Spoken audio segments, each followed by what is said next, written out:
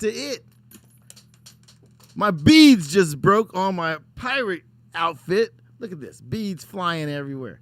Holy cow. As soon as I talked about taking control of the future, my Venus and Serena beads start flying all over the place. All right. Well, that's what happens when you dress up like a pirate and you don't know what the hell you're doing. Okay, so again, we're attacking the future. We're gonna play the pirate role. The future is that ship with all of that treasure, all that loot on it. You gotta be the pirate. You gotta go get it. What are you gonna do to go get it? What are you gonna do to attack the future and go take what's supposed to be yours? Have you been living in this passive fashion? You see, I'm here today to talk about getting big, thinking big, growing big, raising your game so that you can live a different kind of life. You know, if you already got the kind of life you want, if you're already fully fulfilled, if you're already ecstatic with the way things are going, then you don't need me or this show. The fact is, you know, maybe it's entertaining because you like how I dress, but the fact is you don't need me if you've already accomplished everything you want to accomplish in life. The road to $1 million is about trying to get yourself into better position to live the life of your dreams. And so I thought today in this first segment, I'd talk to you a little bit more about how the term balance, it might be a little overrated too. You see, I hear, you know, since I coach so many people, I get to hear about people who want me to coach them so they could live a more balanced life. And I think immediately that's a mistake. You see, balance is this utopian concept that somebody came up with to try to describe how you ought to be a little bit easier on yourself. You see, balance, again, is overrated. Marlon, you should put that up in the chat box. Balance is overrated. You see, at times, your life needs to be out of balance because there is a season in life in which you need to give up everything to get what you need to get so that you could then shift it into another gear and do a little bit more enjoying of life, but not before a set of dues is paid. You see, too many of us want to achieve balance. You know, I want to relax more. I want to spend more time playing with my family or playing with my kids or going on vacation.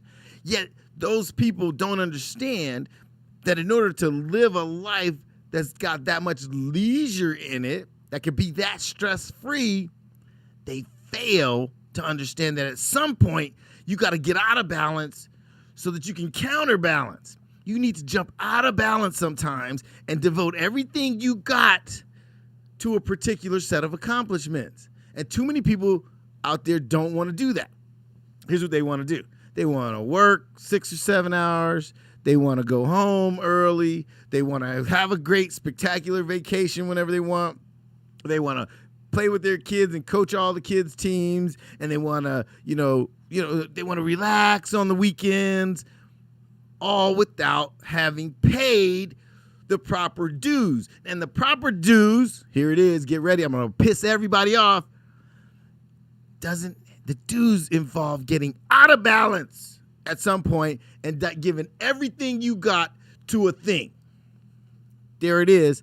You got to give everything you have to a certain journey, to a certain quest, to a certain goal.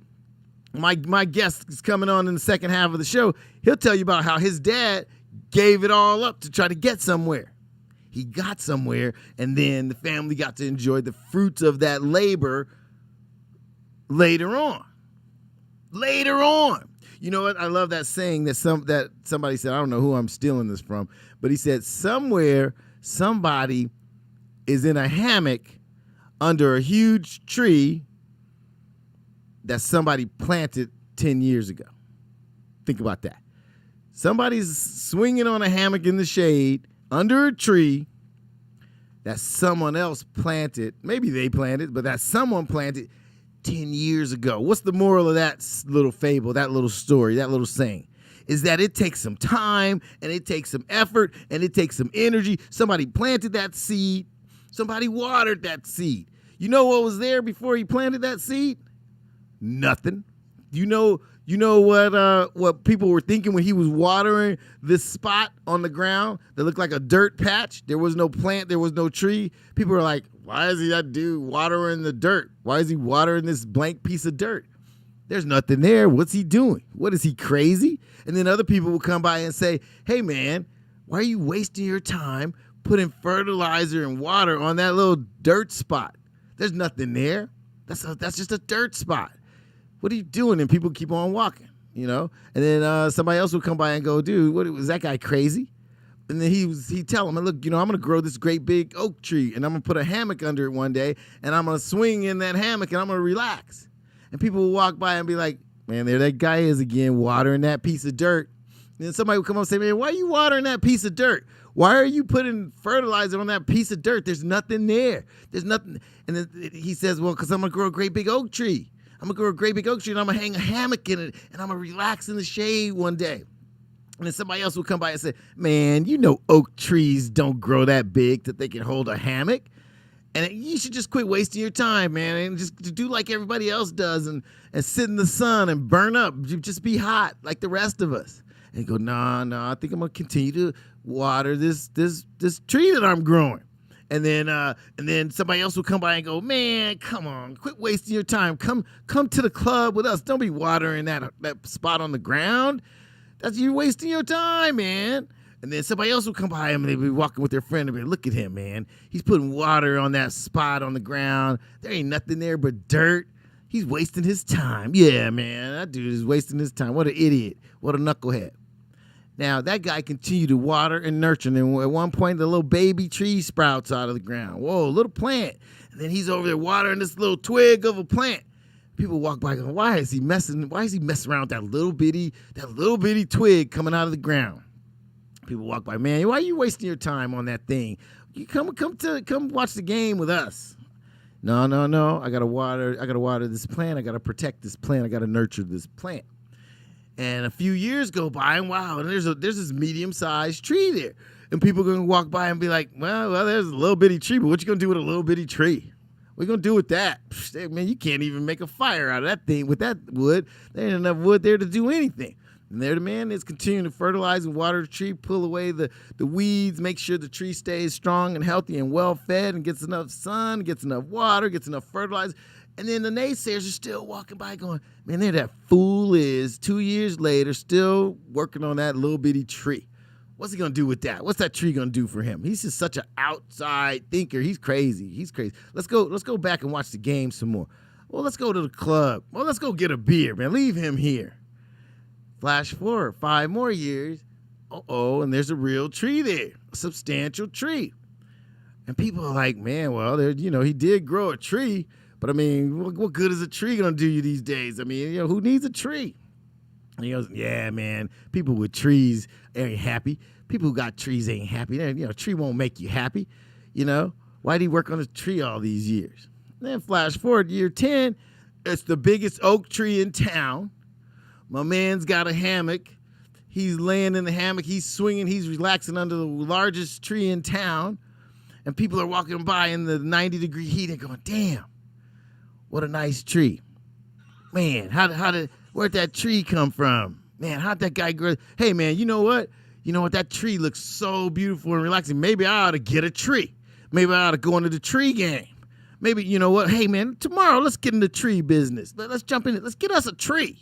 Hey, man, how'd you do it with the tree? How'd you get that tree? I need a tree just like that. They'd be like, well, I had to water the tree. I had to plant the seed. I had to water the tree. I had to protect the tree. I had to grow the tree. It took me about 10 years to grow the tree. 10 years? Who got 10 years? Man, I got 10 years. I need a tree tomorrow. I need a full-blown oak tree and a hammock tomorrow. And what they don't understand and don't care about is the fact that it took him 10 years to grow this tree and put this hammock under this tree, this mature, largest tree in town. Took 10 years to plant, to nurture, to cultivate, to protect, to develop, and then to lay under, to set up his hammock and set up his relaxation mode. 10 years. The parable of the tree. Now, are you the guy who's willing, or girl who's willing to plant the tree, water it, nurture it, fertilize it? Or are you going to be one of the naysayers walking by talking about, man, why are you watering that hole in the ground? Why are you watering that piece of dirt? Why are you watering that little baby tree? Nothing, you can't do anything with a baby tree. Are you one of them? Or are you one of the people that's willing to plant the tree, nurture it, work it, grow it, and then enjoy the fruits of the shade of that tree 10 years from now? Because I'm here to tell you this, tribe. Nothing, and I mean nothing worth having, is instant. Nothing that's long-term, that provides long-term enjoyment, is instant. And too many of us want instant gratification. Too many of us want to look at the successful person and say, hey, I like what you got. Maybe I ought to get in that game. You want to know how offensive that is? You want to know how offensive that is to the accomplished person? You walk up to me, and you might see something that you appreciate about me having sold $4 billion worth of real estate. You know how many people walk up to me, man, and go, hey, man, nice car. You in the real estate business? Ooh, maybe I ought to get in the real estate business. You don't want to know how offensive that is?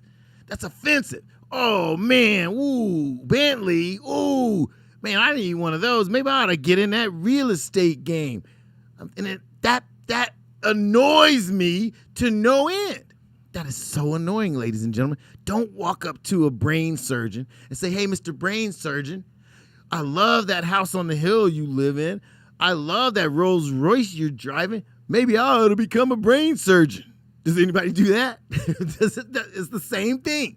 It took that brain surgeon 12 years of education in regular school, 4 years of med school, 4 years of specialty school, 2 years of internship, and 2 more years of residency to become that surgeon. So you don't just walk up to him and be like, oh, man, cool Rolls Royce. Wait, why don't I become a surgeon? Maybe I'm going to be a surgeon. I'm going to get in the surgery game. Yo, man, yeah, let's get in that surgery game. We want to get one of the Rolls Royces. That's offensive. So don't walk up to a successful person and be like, oh, man, I like what you do. Maybe I ought to try that. Why don't you say, what did it really take? What did it really take? Could you describe for me what it took to become that successful business owner? Hey, could you walk me through the steps of what it would take and how many years it would take me to sell that kind of volume, to have that level of success, to have some of the trappings that you might have enjoyed in your life? Stop with the shortcuts, my people. Let's give it up, because nothing, Marlon, your feed just went away. Stop with the shortcut mentality and get your act together and start thinking about what it really takes. What it really takes a successful person to be successful. So I got on this kick all because I get asked on a daily basis, hey man, wow, what do I need to do to get my license? I kind of like the way that real estate looks. Maybe I should get hooked up. Maybe you should hook me up. Oh, that's the worst one ever. Maybe you should hook me up. Okay, why don't I just hook you up and just let you help me sell the next $4 billion? Is that cool? You want to do that? Why don't I just plug you in, bruh? Come on.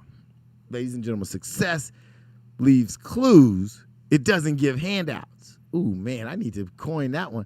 Success leaves clues, but it doesn't give handouts. It'll tell you which direction you might want to go, and it'll tell you what other people have done that you might want to emulate, but it doesn't give you a handout. And so I think too many people want some kind of success handout. So we're going to get this t-shirt made. Nick will design it. Success leaves clues. We'll put that on the front. And on the back, we'll say, but it doesn't give any handouts. Because there's too many people looking for a success handout. You want it for free. You don't want to put in the effort. So back to my balance equation.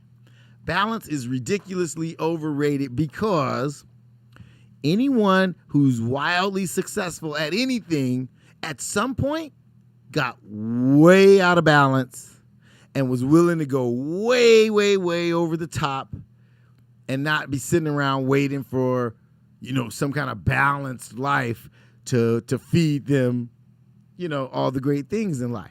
That's not how it works. That's a little reality check for a lot of people because they don't want to hear that. You want to go off to, the Maldives on vacation for a month, but you can't do it because you haven't paid the price. You haven't given the effort that it takes to get you there. Okay, let's do some case studies. Steve Jobs. Steve Jobs worked an average of 21 hours a day. Hello? Anybody home? When was the last time you worked 21 hours? Huh? When was the last time you even worked 11 hours? When was the last time you worked 10? Ladies and gentlemen, that guy achieved at the level he achieved at because he was willing to throw caution to the wind and say, I'm selling out for this thing. He wasn't thinking, okay, let me put in 8 hours and then see how fast I could get to Tahiti. Tahiti would have to come later. You had to get way out of balance. I have a very good friend. Who just recently sold his company. $240 million in his pocket. Now, I sit there and watch people and listen to people go, oh man, how'd you do it? That's $250 million. How'd you sell a company for $240 million? Is the live feedback? Is the try back? We lost the Facebook live feed over here for a minute. And so you guys here still see us online, but the Facebook crew, they lost us for a second. They'll be popping back on any minute. They're going to be like sending Marlon evil messages. But I think we're back. There's Angie. Angie's the one who always lets us know we're back. Angie, some kind of snafu happened, and it's Marlon's fault. So aim all the chastising messages at Marlon. I didn't do it. I don't know. Kevin's here too. He might have pulled the plug. You never know. All right, so listen. Back to reality. Here's the deal. It takes a major sacrifice. So we got 2020 coming up. So I'm trying to pull all this back together for you. 2020 is 61 days away. Oh my God, you know why that's so cool? Because studies have shown that it takes 66 days to form a new habit. 66, not 21 like you heard and all that. Empirical studies show that it takes 66 days to form a new habit. You guys hear that? I think everybody in the studio needs to hear that. 66 days to form a new habit. We got 61 days from Halloween to the end of the year. So you could start your new habit forming right now, and by January 5th, that new thing, that positive thing, will be your new habit. And the best thing you can do is form some new habit. You see, having some disciplined life is really kind of overkill.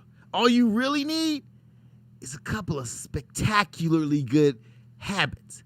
You don't have to live your life like a soldier and never breathe and never have a good time and never eat a bowl of ice cream. All you really got to do is form a couple, maybe even one, incredibly good habit. So now, Marlon and I had a meeting yesterday. Kevin and I are going to have a meeting today.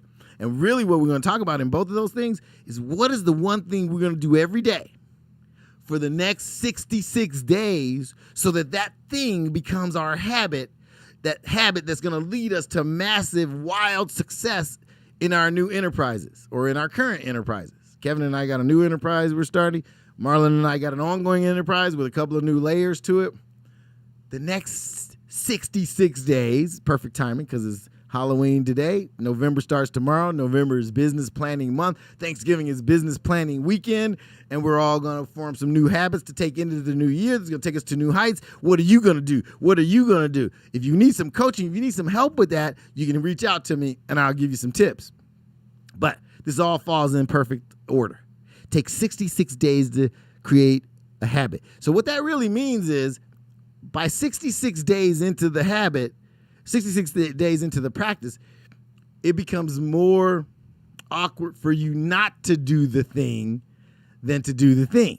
You see, that's what a habit is. A habit is something that you do so much that you feel weird not doing it. Now, you see, a lot of people say it takes discipline, it takes this. I'm into habits. I want to get into habits. Get some good habits. That becomes the thing that you naturally do. There are some people who run every day. They just run every day. And it would be a weird day if they didn't get out and run.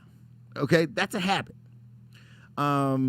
So what are your habits, and how can you form some new ones that will actually move the needle in your life into a whole different place and change everything?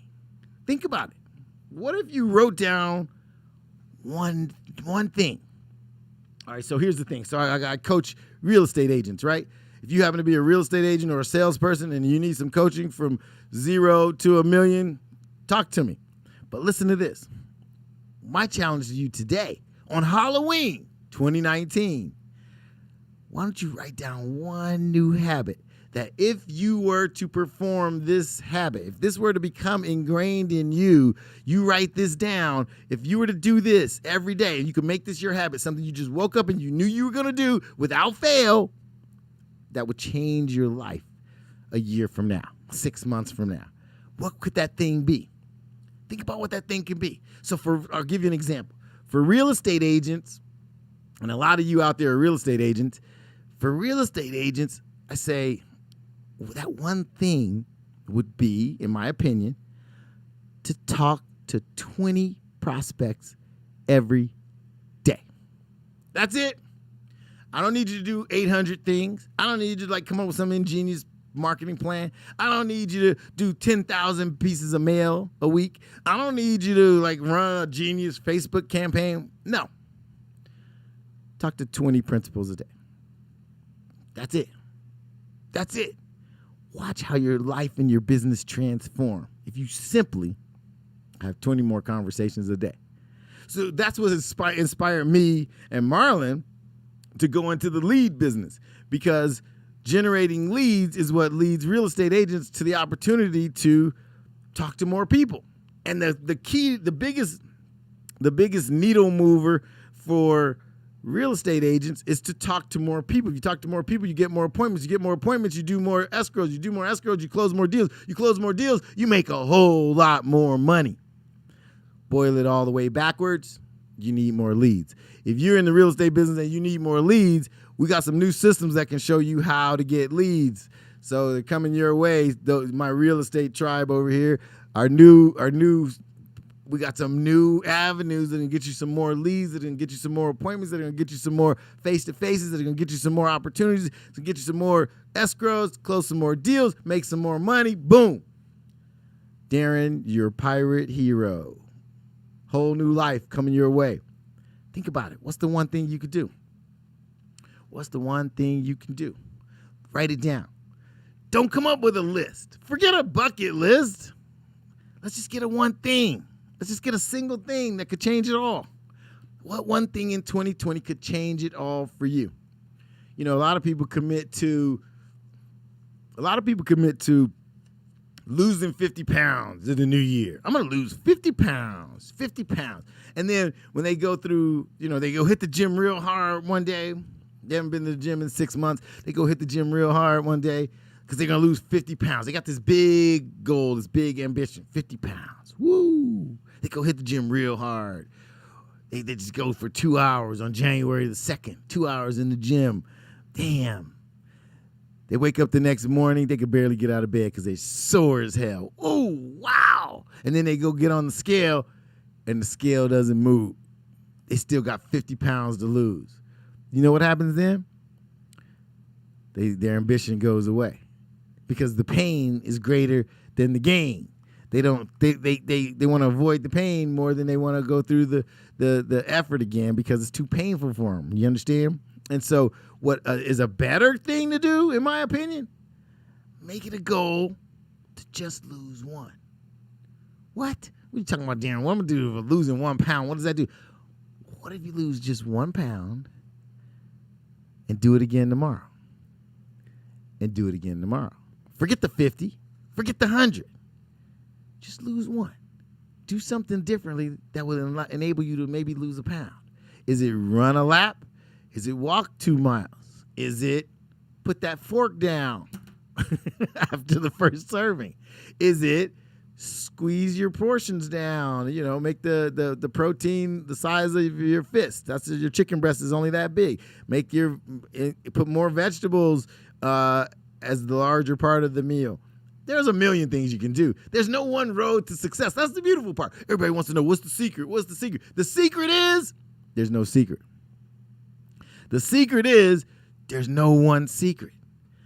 But what if you just lost 1 pound a day and you tried to do it every day? And then before you know it, there's 365 days in the year that's coming up. You don't think you could get to 30, 40, 50 pounds if you just continued the effort to just lose one? Think about it like that. So in your real estate career, in your sales career, I got one objective for you. Talk to more people than you did. And so I pick a number. There's no science behind calling 20 people.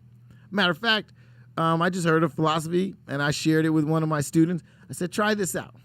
I think it might work as far as, feeling like you need to do a number of things.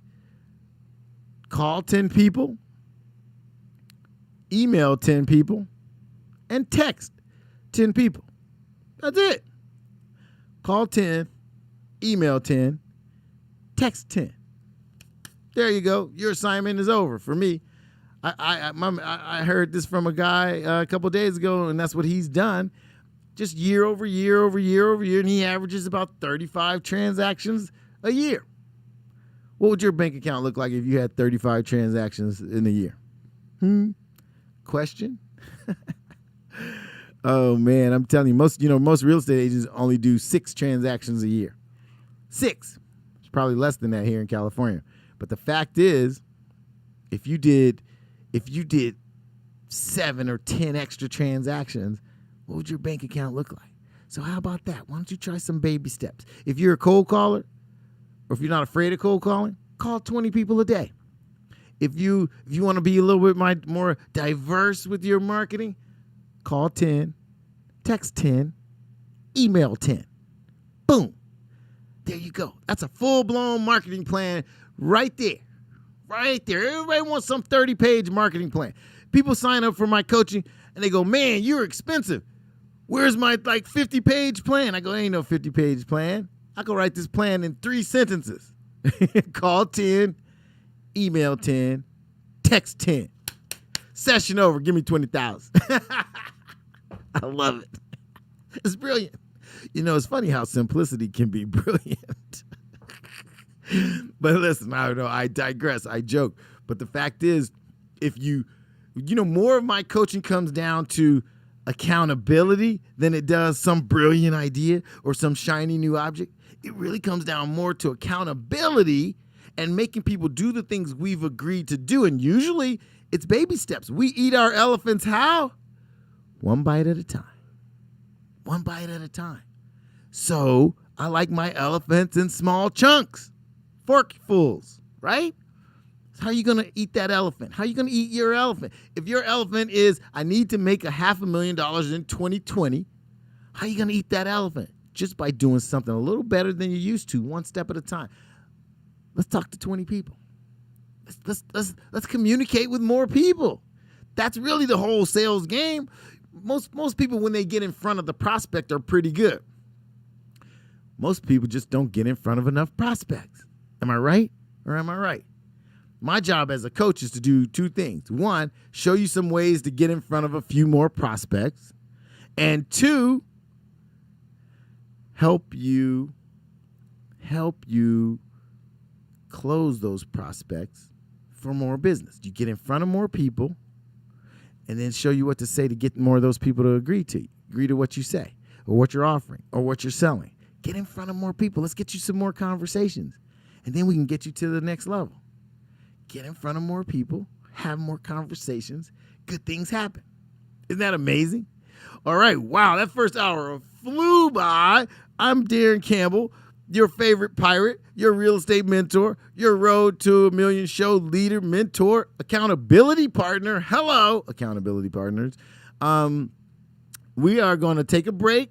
We're going to come back with my partner, my homie, my dog, my road dog, Kevin Johnson. He's going to join me on the show. We're going to talk about, empire building. We're going to talk about thinking big. We're going to talk about how, in his experience, he's been part of a very successful family. We're going to talk about all that. I'll get into all that. But we're going to come back in about 3-4 minutes, less, something like that. And we're going to talk to Kevin Johnson, and we're going to continue down the road. I'm Daron Campbell. I'm your real estate mentor. This is roadtoamillionshow.com. We're all going to the top together. We'll be back in 3.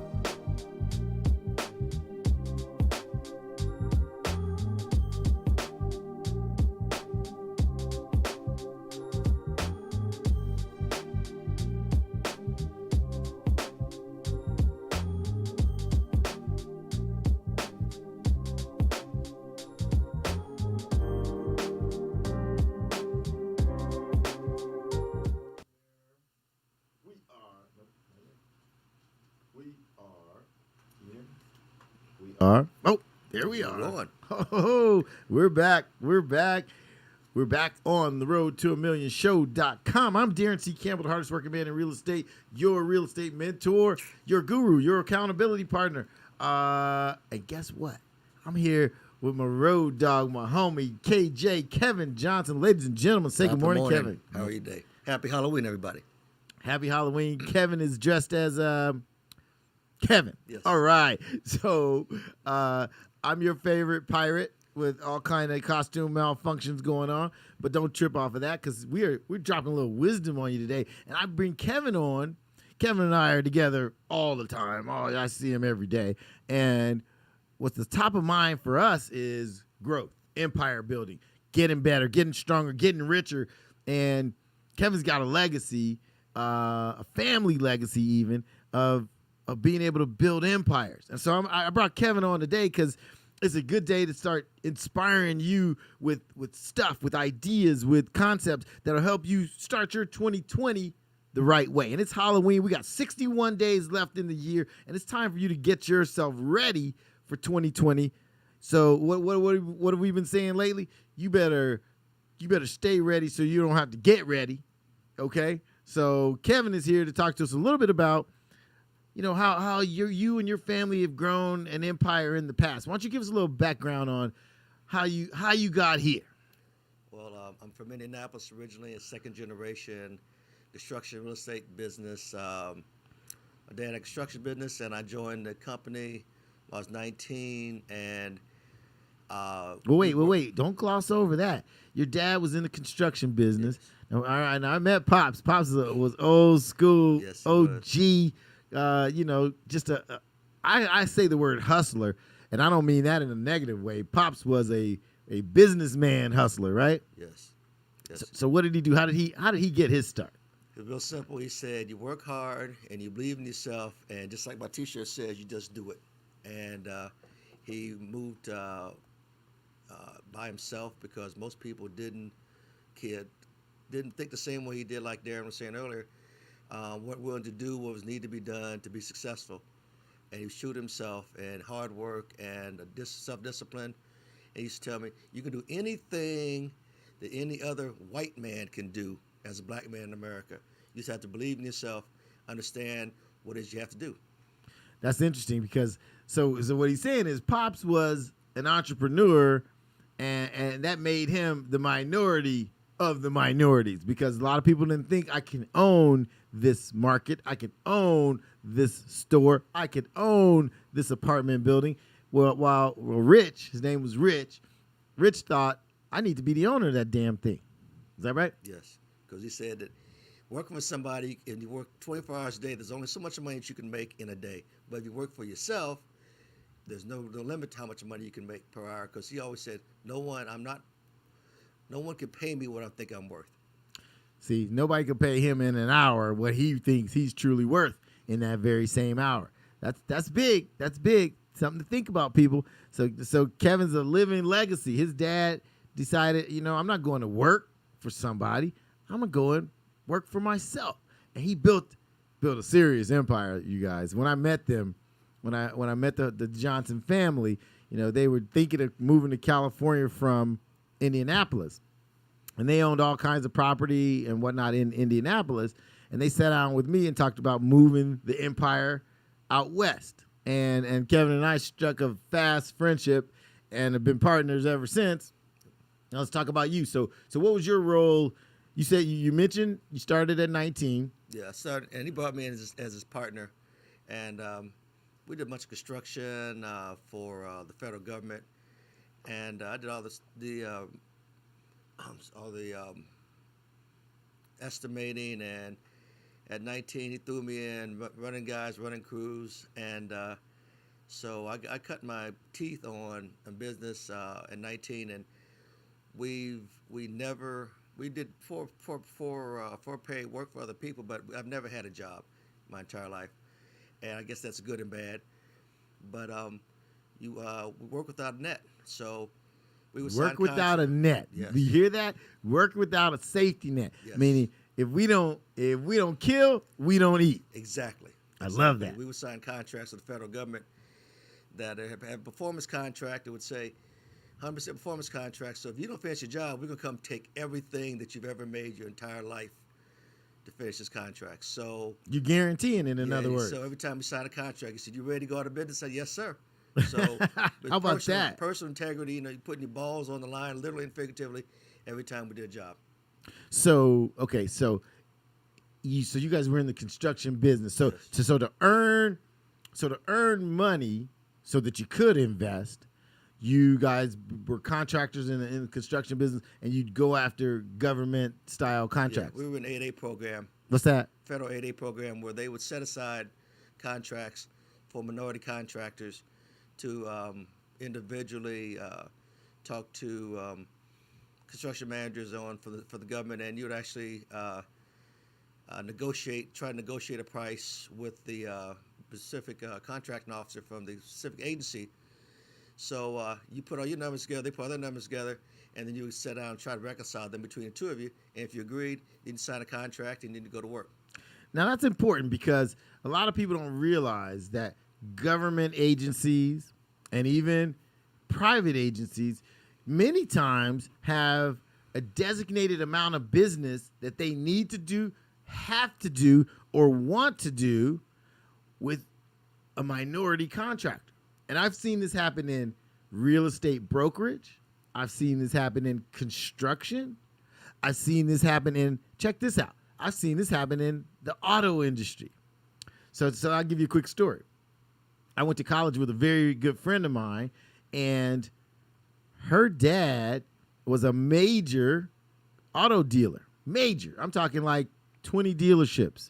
And they were worth millions upon millions of dollars. But you know how they got their start?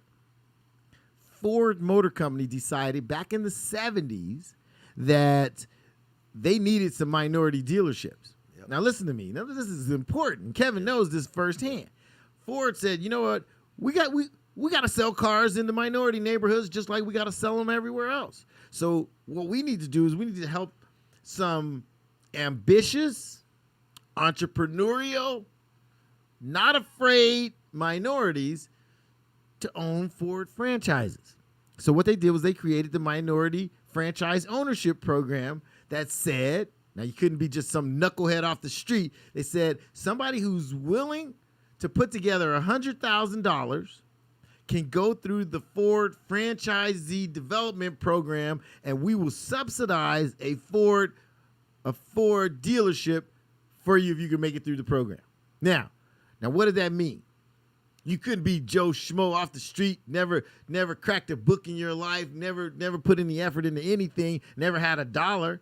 But if you could go out and round up, figure out, work your way to, save up the entry fee, the $100,000, a dealership at the time was worth about $500,000. They said if you came up with the first 100, and they didn't care if you borrowed it, they didn't care if you, I won't say stole it, but they didn't care how you got it. If you got it and you had it to invest and you were willing to go through their training program to learn how to run a Ford dealership, you could have your own Ford dealership. You know who else did this? McDonald's. Yeah. Same thing. Yep. McDonald's decided we're growing faster than any restaurant in the country, but we need them in minority areas just like we need them everywhere else. So guess what McDonald's did? They carved out a niche and said, hey, people of color, you want to own a McDonald's franchise? Here are the requirements. And you couldn't be a knucklehead who never got an education, who never thought about entrepreneurship, who never could put together two nickels, who could never save enough money to have a little bit of a down payment. It would go to the people who had the discipline to do those things. But there it was, this niche. And what did that result in? Hundreds and hundreds of minority McDonald's owners. Hundreds and hundreds of, maybe not hundreds, but dozens and dozens of Ford dealership owners. All who became millionaires on average, okay? So there are opportunities out there. There are people out there screaming about they don't get a chance, they don't get a crack. But you got to do what my mother used to always say. Success happens at that point in the road where preparation and opportunity meet. Exactly. And so, okay, so tell us. And you got to understand the game, whatever it is, and my dad happened to be, I mention him constantly because we were best friends, brothers, business partners, and father-son for 29 years. We saw each other every day, and he blessed me with insight to the real world, and it's invaluable. It's worth all the money in the world. And he said basically that you got to understand, follow the money. It tells you the deal every single time, and there's nothing new under the sun. You don't have to reinvent the wheel. You just follow the wheel and make your own wheel roll like the other wheels roll. You know, his pops had more sayings than my grandma, and that's a whole lot. And but Rich was always dropping some wisdom on us, telling Kev, and then eventually me and Kev, all these little sound bites that were little pearls of wisdom that really meant something in real life. And the fact is that the moral of the story is there's opportunity out there, no matter who you are, no matter what color you are, no matter what deck you think is stacked against you.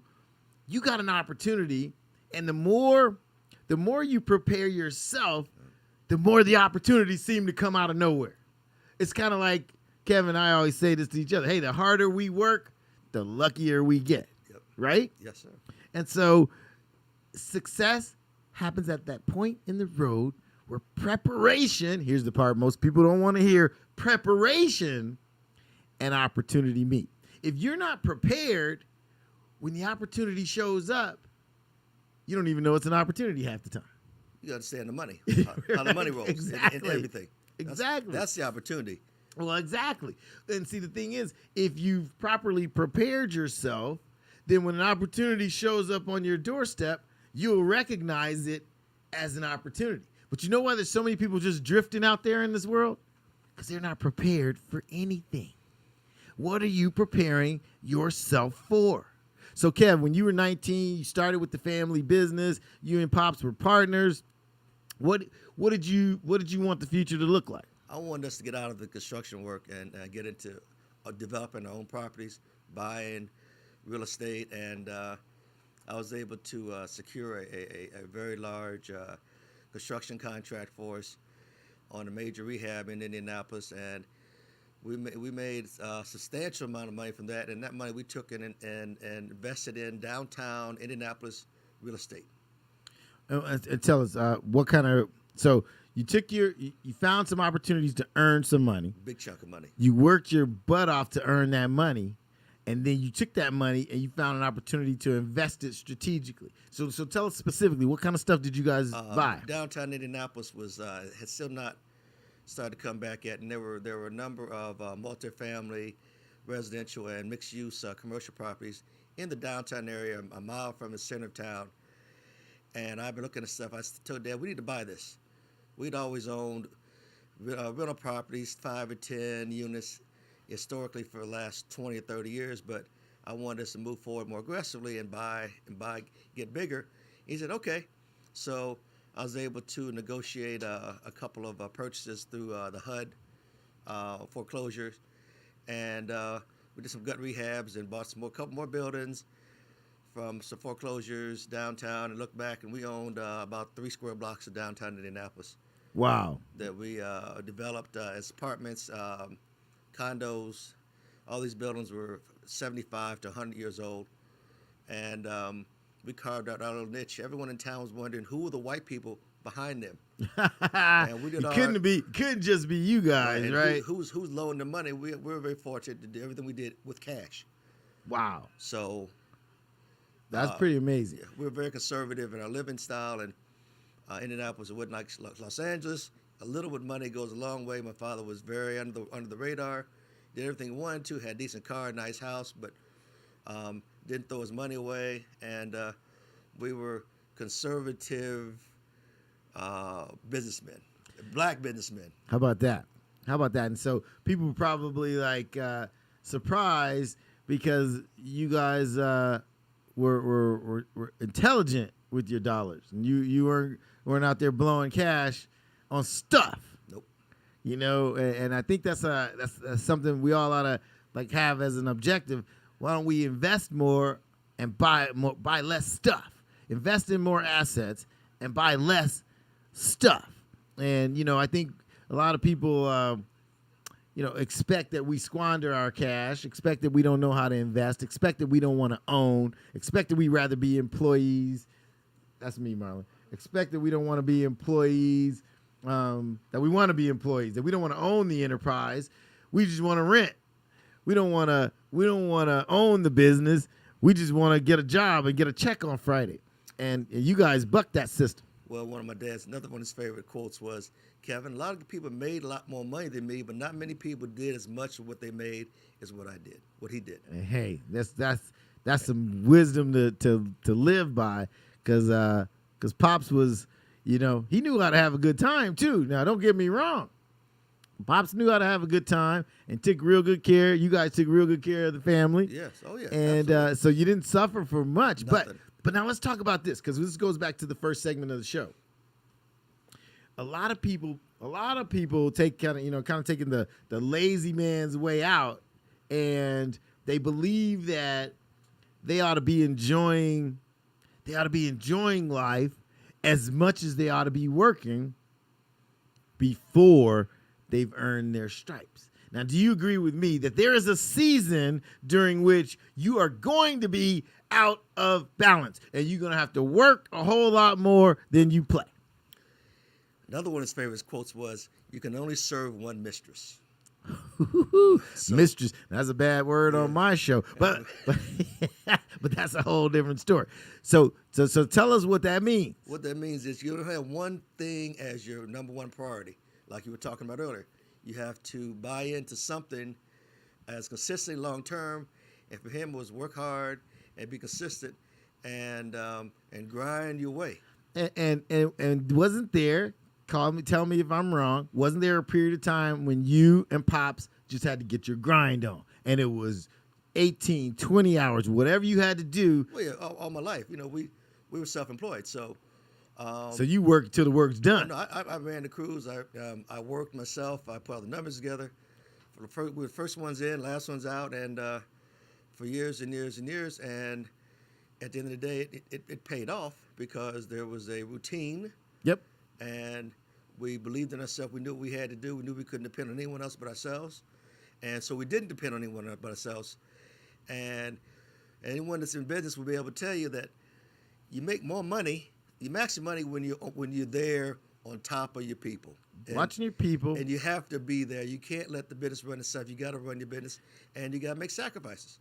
And you see, truly passive income is usually not passive. It's, you can put yourself in a position where you are less hands-on. But every great entrepreneur I know, including Kev and his pops, when they moved to California, you think, hey, they own all these apartment buildings. I helped them buy a bunch of new apartment buildings. I helped them buy an office building. And you would think that means, all they did was sit back and eat bonbons and let everybody else make all the money. That would be the opposite of the truth. The opposite is they watched every dollar. Yes. The opposite is they watched every construction team. The fact of the matter is they kept their eye on every part of the empire. While they might not have been out there hammering the nails, they knew where every nail went. They knew what every nail cost. You see, truly passive income is not as passive as you might think. It gives you the ability to breathe a little and relax a little, but you always got to stay vigilant, right? Yeah. And he used to say, I can count my money better than anybody else can count my money. The only count that matters in money is the first count. That's right. In business. That's right. You don't trust someone else to, this is how much you're going to make. No. What did he always say about trusting and reserving the right? I trust you, but I reserve the right to verify. Exactly. I love that one. I trust you, but I reserve the right to verify. So and we have to own due diligence, and they always just say you got to take personal responsibility for everything. No one ever did anything to you but what you allowed them to do. Bingo. See, that's big. Yeah, that's huge. That's big. Can't blame anybody for anything. So, whatever situation you're in, whatever bed you sleep in, you made that bed. You whatever table you're sitting at, you set that table. And it's useless to blame anyone else, even including culture and society. None of that's an excuse, right? Yes. I'm sure back in the... He used to say also, all actions have repercussions and consequences. That's right. Good, bad, or indifferent. There's repercussions. If you stay up all night and you slow next morning, you knew that last night. You should have known. You got to get up and handle your business. That's right. That's right. There's no excuses, in other words. No excuses. No excuses.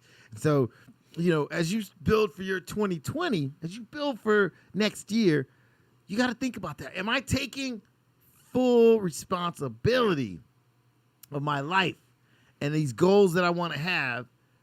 The question I always ask people is, who are you waiting on to deliver your dream to you? I got a secret. Ain't nobody coming. Exactly. You hit it right on the head. And you're the master or the mistress of your own dreams, and you got to make them happen. And there's no excuse for, because that. You gotta think through all the objections and get past it. There you go. You have to be, he said, the master or the mistress of your own fate. There he is with that mistress word again. Makes me nervous. I don't know. Mistress.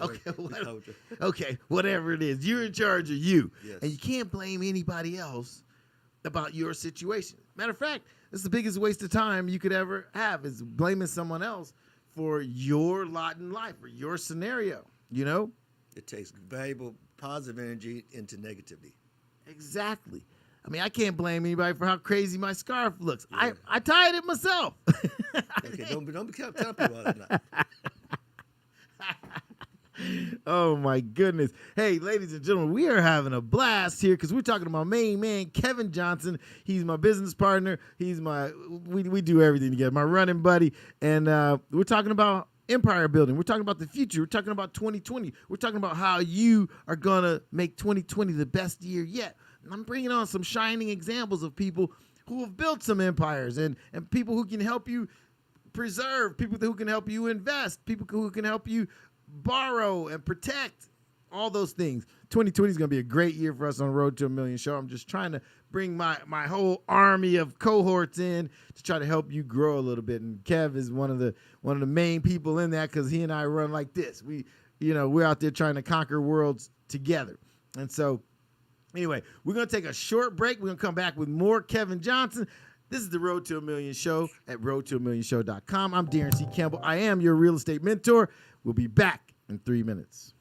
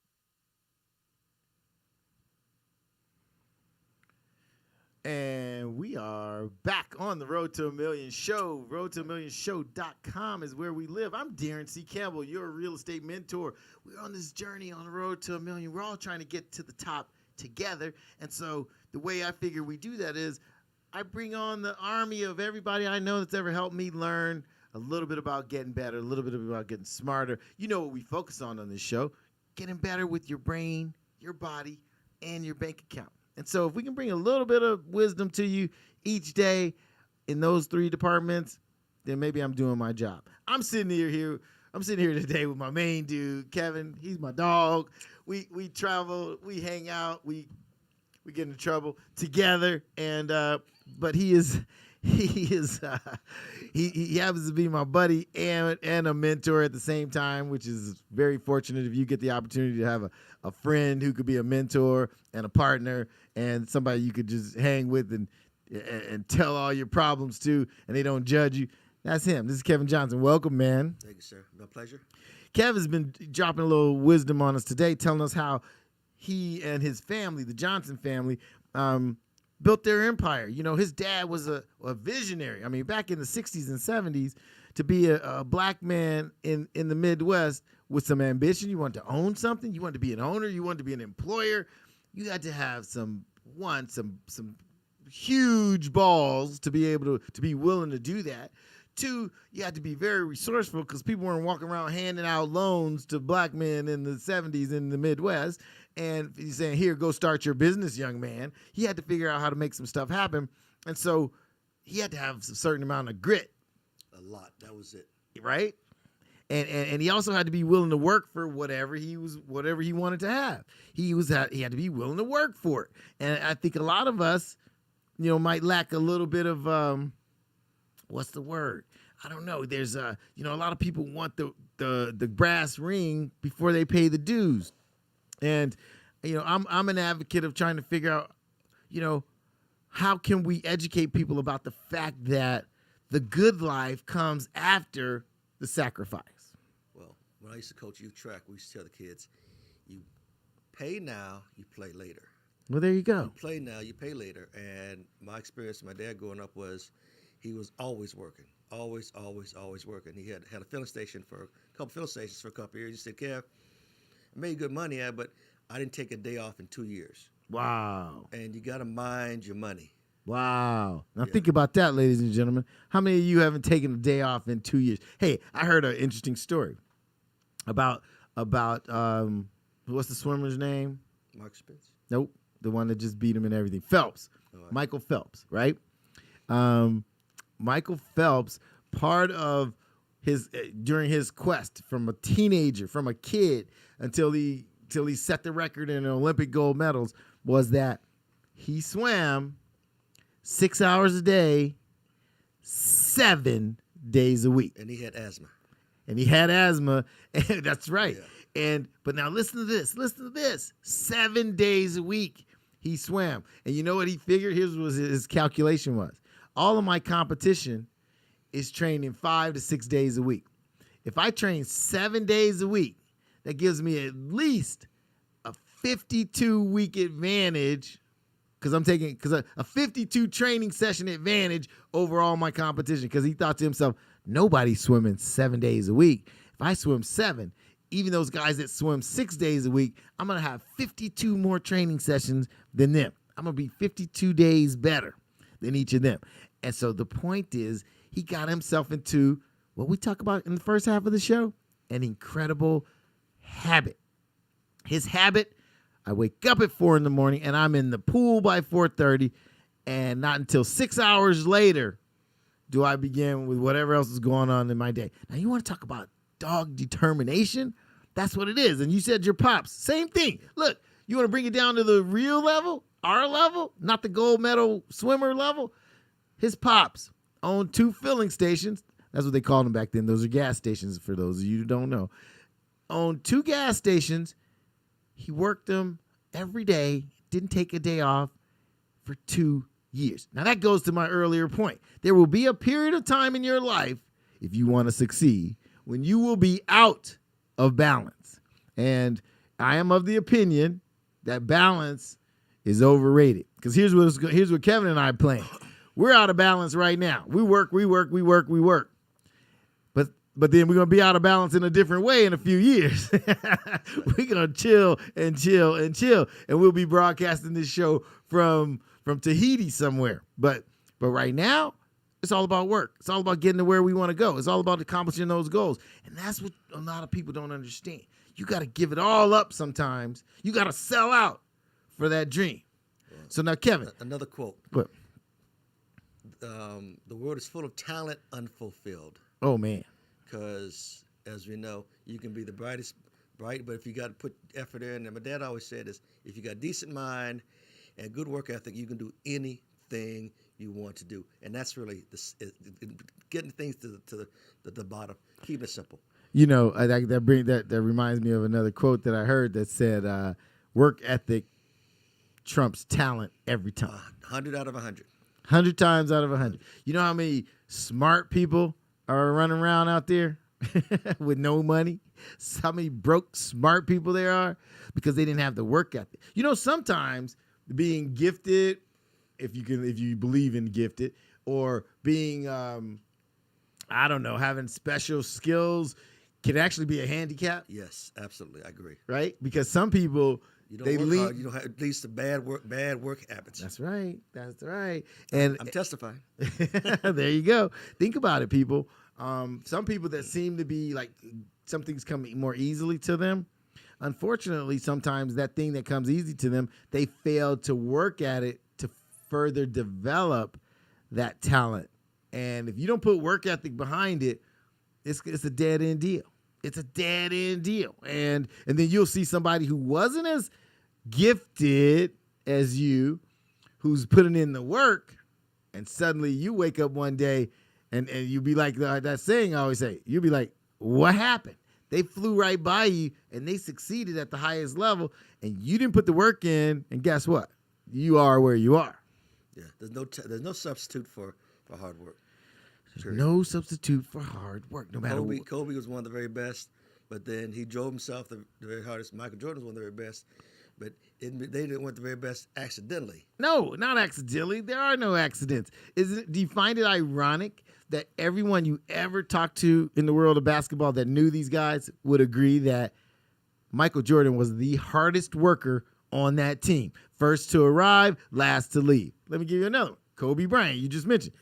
First to arrive, last to leave. Hardest worker on the team. And some people will say, oh, he was such a natural talent. He's the most talented. No, hardest worker. Hey, I just read another article. Some guy was agreeing with 20 other football players. Jerry Rice, best football player that ever lived. And what was he? The hardest worker on the team. You know, we're from Indianapolis in Chicago area.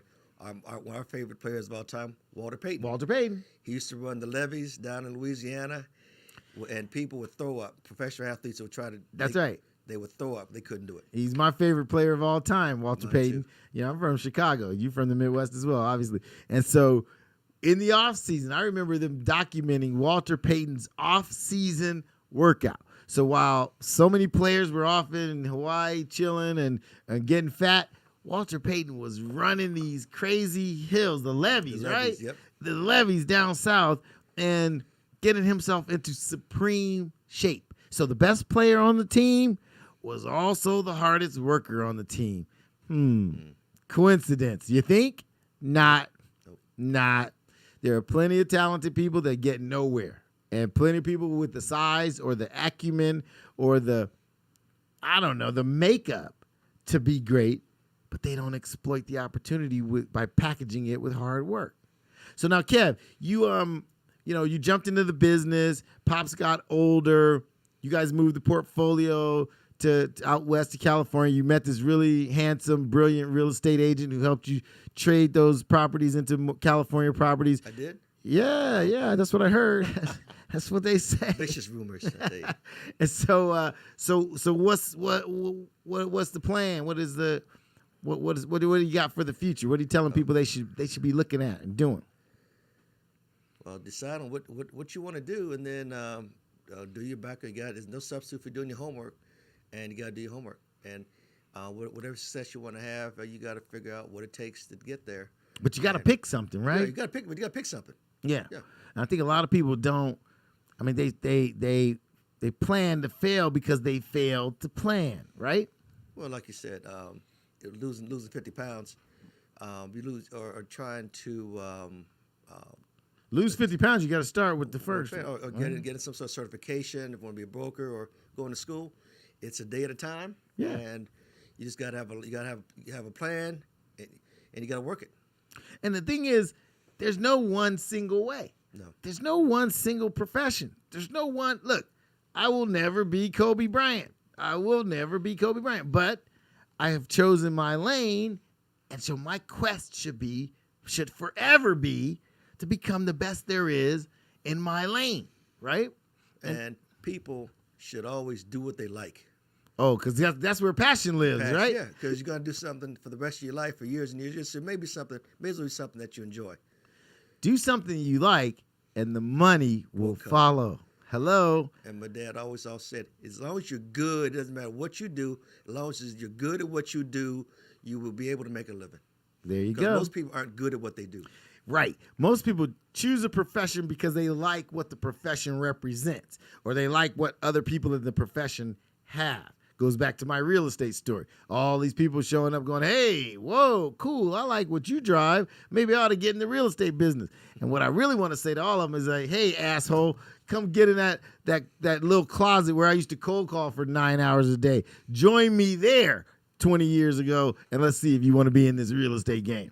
Right? It's funny because I worked in construction business during the day, and people would see me out at night and swore that I didn't work. They didn't know you had worked all day. All day, 10, 12 hours, and with tools actually. Yeah, you were physically working the construction game. I was working the crews and working with them, running the crews, and I worked all day, every day, and I just smiled. Yeah, well, there you go. Yeah, just smiled because. And that's what I say. You know, a lot of people like go to successful people or wildly talented plus successful people, and they'll go, ooh, hey, I like that. Maybe I ought to do that. And it's really disrespectful to the person that has achieved a lot because they didn't get there overnight. I guarantee you, most of us are in the sales game. I train salespeople. I train real estate people. And the people at the highest level of the food chain, the highest rung on the ladder, not one of them got there overnight. Not one. You know who these people tend to be? The hardest workers in their company. There's no substitute for work ethic. Isn't that amazing? Isn't that amazing how consistent it is? And there's really no exceptions. None. I haven't met an exception to the rule yet. Well, you win the lottery, but that's not work. That's just pure luck. Well, what percentage of lottery winners end up broke? A very high percentage, Most right? of them. So it's because they didn't work for that money. They don't value it. If you don't work for something, you tend to not value it. And so I read some crazy statistic, like 65, 70% of lottery winners die broke. Is that crazy? Well, they're not used to having any money, handling money. Yep. So if you're younger and you've been around large sums of money, then the large sums of money don't mean anything to you. But don't mean so, how can I spend it? You don't lose your mind. No, my dad always said, it takes money to make money. Cash is king. You got to have cash to be able to take advantage of opportunities. There you go.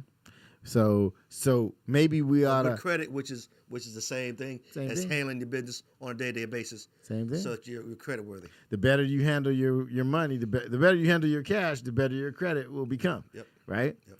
So there's opportunities out there, but it begins with you getting your discipline right, becoming disciplined with your money, so that you can obtain credit. The richest people I know got more credit than anybody I know as well. It's kind of like the rich get richer. It's almost unfair, but those are the facts, ladies and gentlemen. Those are the facts. That's how it works.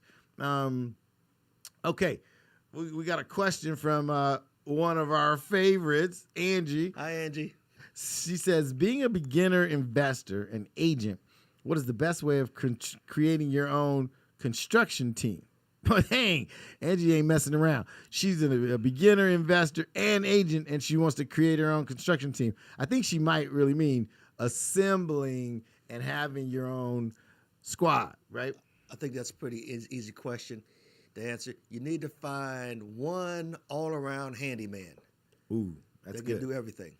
Ooh, that's good. And he's going to be the nucleus that you build everything around, because one person can do most everything. Yeah, yeah.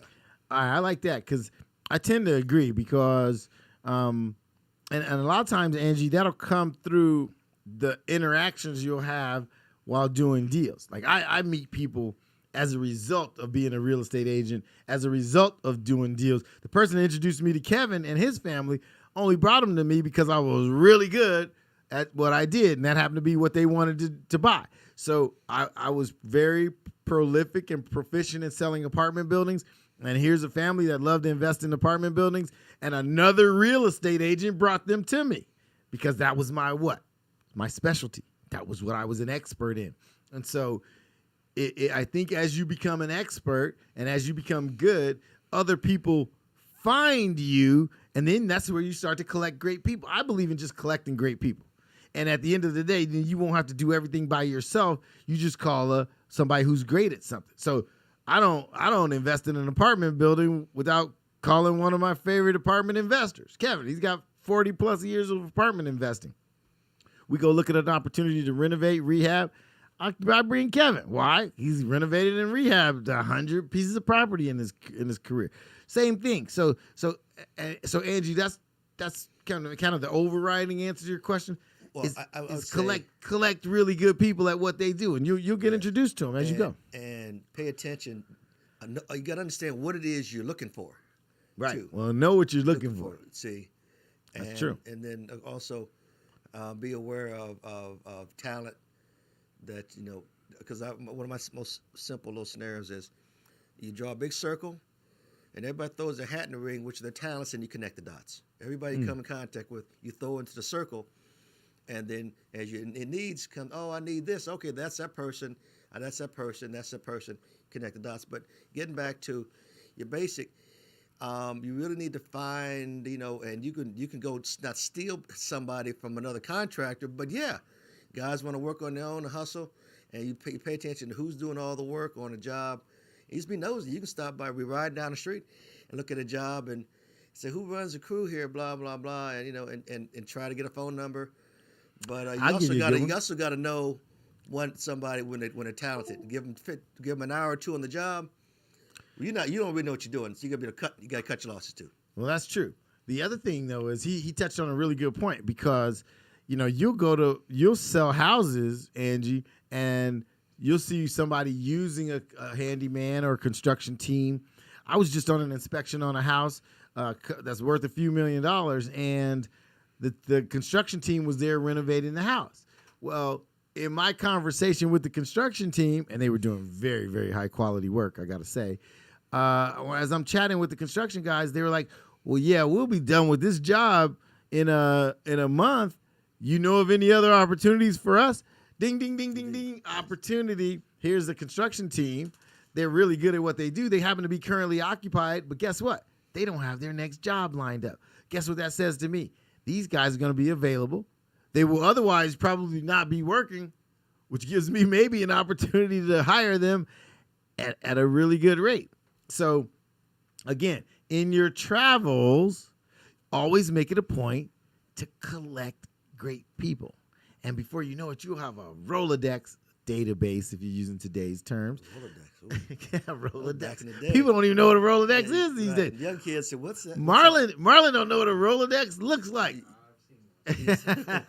Marlon saw a Rolodex on his grandpa's desk that 20 years ago. That had all the good numbers. Rolodex was had all the good numbers. Yeah, that was man. You protect your Rolodex with everything you got. I shoot a dude for taking my Rolodex. See, don't jack me for my Rolodex. You can have my Rolex, right, but don't take my Rolodex. Yeah, you get more for watches. You lose a good number. That's a good one, Marley. You got to publish that one. You can have my Rolex, but don't mess with my Rolodex. And this is what you talk about, Angie. My dad always said that you take care of the people that work for you because your employees make you money. Yep. You make them money, they will make you money because we can't do it all ourselves. We need to have competent people in place, and you have to pay your people when you say you're going to pay them because that will engender a tremendous amount of favor with you, and the people would come. Guys would come, leave other jobs, come work for us, because they knew that we were going to pay them when we said we were going to pay them. You were fair, and you paid them right, and you paid them on time. On time, pay them on time, and be a man, be a person of your word. In any business, that goes so far. Let's see, that's big. That's big, people. These are pearls of wisdom spoken by a man who's been there, done that. So you pay close heed, pay close attention. You got to be a collector of great people, and then before you know it, you see opportunities, and you got somebody to talk to. You got somebody to go to. See, look, as much as everybody wants to play Lone Ranger, the world don't work on Lone Rangers. This is a people world, and people make the world go around. And if you're in the business of collecting quality people, you can get anything done you want. That brings back another thing. My dad always used to say, Kevin, you need a partner. You can't do this out here all by yourself. It was he and myself for a long time. And he said, I'm getting old, and you need a partner. And then, lo and behold, when I met Daron, first meeting we had with him, I said, I'm going to be your partner one of these days. And when I never met him before in my life, I'm so impressed with how he handled his business. And I saw the opportunity that two heads are better than one. The saying of two like minds can conquer the world. Even if his head is way bigger than mine. You know why? Because I got a lot more brains, right? You can't have a lot of brains in a little head. Good point. Yes, he did. I can testify to the fact that the first day we met, we had a big meeting with the family, talk about moving the whole family to California from Indianapolis. We had the meeting. I talked, he talked, Pops talked, Moms talked, everybody talked. When the meeting was over, he's like, I'm going to be your partner one day. And lo and behold, it didn't take long. We found so many different opportunities to work on stuff together, partner on stuff together, invest in stuff together, wheel and deal, start businesses together. And here we are. How many years later? 14? Going on 16. Woo! Man, time flies. 16 years It was later. 16 years, the end of August. We just passed our 16-year working together anniversary. How about that? And look, again, it goes to the point we just made. Collect great people and hang on. And they'll help you get everywhere you want to go in life. And you're the average. This is real. Yep. You're the average of the 5 people you spend the most time with. And it's so funny, like, you can't even calculate it. It's just like gravity. It just happens. Yep. You can't map it out. It just happens to you. It's not like something like oh wait, I'm not becoming the average of the 5 people. You can't help it. It's just what happens. So you really got to guard and protect who you spend your time with, because you don't see it happening. It's just a phenomenon that happens. The people you hang out with, they want to go to the bar and they want to drink all night, and they don't want to get up early in the morning, and they don't want to work out, and they don't want to go to work, and they don't want to produce anything. And so they drag you down into that mud with them. Now, flip it around. You hang out with people who get up and work out in the morning. They go to whatever job or profession they have, and they go kick some ass at that job or profession. And then they get together afterwards and talk about the next business venture. Me and Kev got together last night. At what time was it we got together last night? 8 o'clock. 8 o'clock. The business day I've been up since 4. We met at 8 last night. About what? About the new business we're trying to launch. Come on. Get around some people who are doing some things. Get around some people who want to make something happen. Surround yourself with people who think like you, who want to act like you, who are willing to put in the effort like you, and they will pull you up. They will pull you up. It's the reason every time I get on somebody's private jet, I take a picture of myself in front of that jet. It's not because I want you to know I've been on a private jet. It ain't my jet. Trust me. Yet. It ain't my jet yet. Ooh, Marlon, there's another one. It ain't my jet. Yet. Yet. The fact is, I take those pictures because I want people to know that's who I'm trying to surround myself with. I know some people, I won't say that they're relatives, but they're relatives, who think I'm competing with them or think I'm trying to outperform them. What they don't understand is I ain't even thinking about them. I'm trying to compete with the cat with the private jet. That's the dude I want to hang with. I'm not saying this. I don't try to compete. I just try to excel, be the best me, and everybody else. I'm happy for everybody. I'm happy for myself. Exactly. Do what you do, try to raise your bar. And the fact is, don't worry about what everybody else is doing. Because it won't do anything positive for you. Now, I want to tell those haters, those relatives and friends that are hating, I ain't thinking about you. Right. I wish y'all the best of luck. Good luck to you. Good luck to you. There's a saying I like. It goes like this: in your 20s and 30s, everybody's worried about what you think about them, and then in your 40s, they stop worrying about. They stop caring what you're thinking about them, and then in your 50s, you realize they wasn't thinking about you anyway. They were just doing what they had to do. So the fact is, stop worrying about everybody else. Get with the people who can elevate you in your game. Hang with them and go do your thing. That's what I like to say. I can do bad by myself, okay? That's something I say. Exactly. Kevin always says, I can do bad by myself. But surround yourself with some people who can help you raise your bar, raise your game, right? They bring new opportunities, and yeah, it's. Are you one of those people that thinks, like I do, that this economy, the way it's kind of shifting, is going to create some opportunities? There's always opportunities. There you go. Always. There you go. Just got to figure it out where to be. That's right. You got to pay attention. Pay close attention, right? Yeah. Choose your lane, right? You got to figure out, be proactive rather than reactive and everything. And be prepared. Okay, so And get prepared. Get prepared. Stay prepared, right? Mm-hmm. So that when the opportunity shows itself, you are prepared, right? I think a lot of people are trying to find themselves out there. You got to find your lane, people. You got to decide where it is you want to run, and go for it, and go for being the best there ever was. I read this great book. Oh man, you guys should all read it. It's called "There's No Plan B to Your A Game," and it's by former pro football player. His brother was a quarterback. He was a safety. Bo Eason, brother of Tony Eason. Okay. Great book, because what he talks about, the emphasis of the book, is that whatever it is you decide to do, your goal should be become the best in the world, the best there ever was at that. That's what I'm saying. You be good at just good at what you do, and you will never have a problem being able to take care of make money. If it's always your quest to be the best, you don't have to worry about anything else. Because people will come to quality. People come to quality. Oh, I like that. People come to quality. And here's the thing. You always know what the target is if your quest is to be the best. There's no quit. You know there's no quit, because there's always somewhere else to go. This world's full of mediocrity. Oh my God, mediocrity is maybe the worst disease there is, and it may be the most pervasive there is. It may be the most prevalent disease on planet Earth. Mediocrity, complacency, and drifting, as my favorite book, Outwitting the Devil, talks about. Drifting, yeah. Drifting. Yeah. It may be the worst disease ever known to mankind. If you got a mission, if you got a plan, if you got a quest, you can't be drifting. It doesn't exist. But there's so many people that don't have a mission, don't have a plan, don't have a goal, don't have an objective, so they drift, right? Another quote that's always underutilized is wisdom. What's the definition of a wise man? You know what you know, and truth with yourself, and then know where to go to find the answers that you don't know. Well, there you go.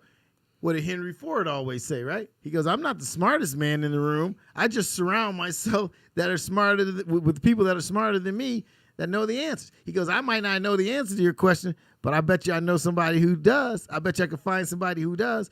So he became a mogul. He became a mega millionaire. He became the wealthiest man in the U.S. of his time by surrounding himself with people that were smarter than him at the things he didn't know. J. Paul Getty's famous quote was, you surround yourself with the smartest people that you know, and don't micromanage. Don't micromanage. Let them do what they do, but have oversight. That's kind of what I try to do. I send Marlon off to his cave to go figure out some stuff. I don't know how he comes up with these things, and I don't want to know. He just does. Everybody's got a role. Everybody's got a role. And like we say, don't try to be Mike, just be Joe. Just be Joe. Don't try to be Mike. Just be Joe. Ladies and gentlemen, be true to yourself. we have had my main man, Kevin Johnson, on the show. Thank you, sir. It was a pleasure. It has been a great honor to have you here, and you dropped some great wisdom on my people. To be on the show again. You will, and you will. Ladies and gentlemen, that's 2 hours. Can you believe it? It went crazy. It went fast. It's like lightning. I'm Daron C. Campbell, the hardest working man in real estate. This is the Road to a Million Show. This is roadtoamillionshow.com. Thanks for being here. I will see all of you at the top. Peace.